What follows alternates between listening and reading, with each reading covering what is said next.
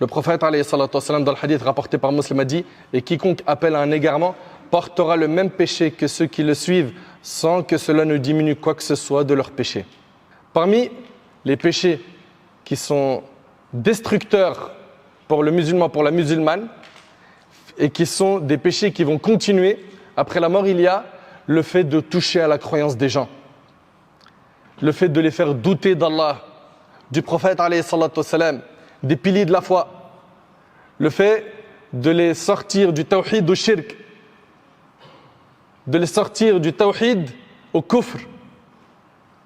Toutes ces personnes-là qui œuvrent pour faire sortir les gens de l'islam, qu'ils sachent que s'ils ne se repentent pas après leur mort, ils récolteront leur péché, mais aussi le péché de ceux qu'ils ont égarés. Wallahi, c'est très très lourd en conséquence. Également, parmi les choses qu'il faut surveiller et qui sont très très graves, il y a le fait de faire des fatwas sans science. De se prononcer sur la religion d'Allah sans science. Combien sont nombreux malheureusement ceux qui se prennent pour des gens de science ou des tullab ilm alors qu'ils ne connaissent rien de la religion, ni de la langue arabe. Rien. Et il est là toute la journée à dire halal, haram. Cheikh Antal a dit. Il ne connaît rien, ni en lora, ni en hadith, ni en fiqh, ni en aqid, rien. Et il se prononce sur le din d'Allah. Mais tais-toi. Tu te fais du mal. En pensant aider les gens, tu vas les égarer. Et tu récolteras le fruit de tous ces égarements. Après ta mort, si tu ne t'es pas repenti. C'est impressionnant. Ils connaissent 2-3 hadiths, aucune pudeur. Parce que l'algorithme sur TikTok aide à grimper rapidement, ça y est, il pense qu'il a un devoir de parler de religion. Mais t'es pas qualifié. T'as quel cursus religieux? T'as étudié chez qui? Combien d'années? Quel livre? Elle est où votre pudeur, votre retenue? Allah tabarak wa ta'ala, il dit « Qul innama harrama rabbi al-fawahisha ma dhahara minha wa ma batan wal ithma wal baghya bighayri al-haqq wa an tushriku billahi ma lam yunazil bihi sultana wa an taqulu ala Allahi ma la ta'lamun. » Allah, il dit Azza wa Jal, dit « Mon Seigneur n'a interdit que les turpitudes apparentes et cachées, les péchés, l'atteinte faite à autrui sans droit, de même que d'attribuer à Allah des associés concernant l'adoration desquels il n'a révélé aucune preuve, et de dire sur Allah ce que vous ne savez pas. » C'est grave. Aussi parmi les péchés qui continuent après la mort, il y a le fait de ne pas avoir éduqué ton enfant. Tu ne lui as pas enseigné la religion.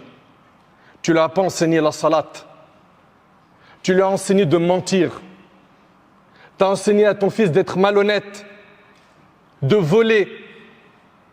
Eh bien, ton enfant sera une parmi les causes que tes péchés vont continuer à augmenter dans ton compte, alors que tu es dans ta tombe. Faites attention à l'éducation de vos enfants. Faites attention à ce que vous leur enseignez. Également, on a quoi? On a le fait que certains et certaines affichent des photos d'eux ou d'autrui qui sont interdites en islam et ils les mettent sur Internet. Ça peut être des photos et des fois c'est des vidéos. Et ils les propagent. Et sur TikTok, il y en a à l'appel. Instagram, pareil. Snap, pareil. Ils transmettent comme ça des vidéos, des photos de personnes qui sont habillées d'une manière qui est ghair shar'iyya, c'est-à-dire qui sont habillées avec des vêtements qui ne sont pas en adéquation avec le code de notre religion. Donc c'est clairement du haram et ils diffusent. Ou bien même ce sont des femmes qui elles-mêmes mettent en avant leur physique à travers des vidéos et des photos provocatrices. Mais tout ça, est-ce que ça fait partie de notre religion, nous musulmans?